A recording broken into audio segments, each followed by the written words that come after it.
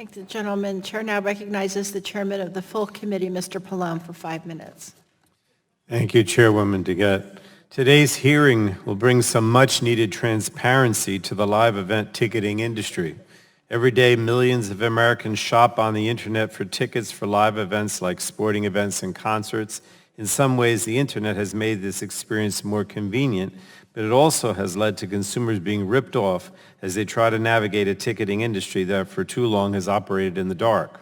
Consumers now face a myriad of harmful practices that can lead to them paying more for tickets or paying for tickets that are prohibited. They're prohibited from reselling or transferring if they're unable to attend the event. In some instances, consumers are not even receiving the ticket as promised after they purchased it. This hearing is meant not only to better understand the many challenges consumers face in the ticketing marketplace, but to also identify steps to protect consumers from being ripped off.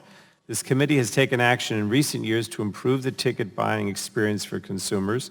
In 2016, the committee and the House passed H.R. 5104, the Better Online Ticket Sales Act of 2018, or the BOTS Act. This legislation was signed into law later that year. It cracks down on the use of computer programs that instantly buy up large quantities of tickets before real people can buy them so they can later be resold at higher prices. Also in 2016, we asked the Government Accountability Office to investigate consumer protection issues in the live ticketing marketplace so that we could better understand the problem. And GAO's investigation underscored a host of challenges that consumers face when trying to buy tickets online. For example, they found that websites often fail to display or disclose all the fees up front so that the total cost of a ticket can only be known at checkout. This makes it difficult for consumers to compare prices with other sites.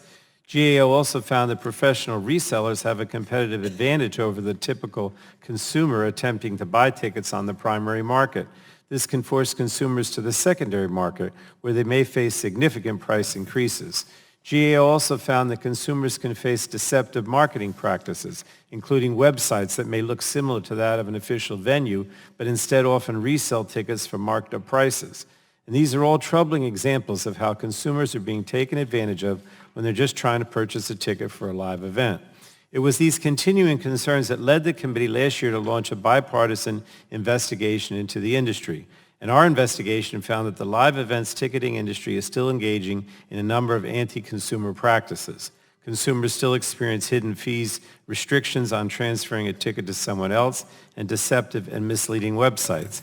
It's clear that the ticketing marketplace needs reform in order to ensure the market is transparent, fair, and working for consumers. In order to help correct some of the problems that still persist in the industry, last year I joined Representative Pascrell in sponsoring the BOSS Act.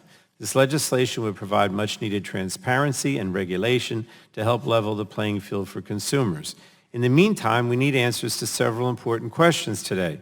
We need to know what's going on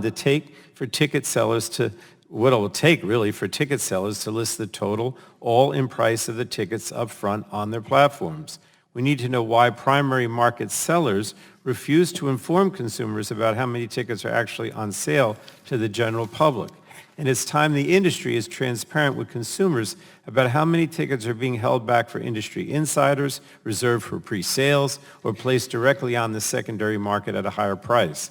We also need to know what additional disclosures are needed to protect consumers from potential deception or outright fraud by white-label websites and the sale of speculative tickets. And finally, we need to know why hurdles and restrictions continue to be put in place for those looking to transfer tickets. So it's time we finally bring transparency to this marketplace so that we can protect consumers, which of course is always our primary goal. And unless somebody else wants my time, I'm going to yield back, Madam Chair. Thank you.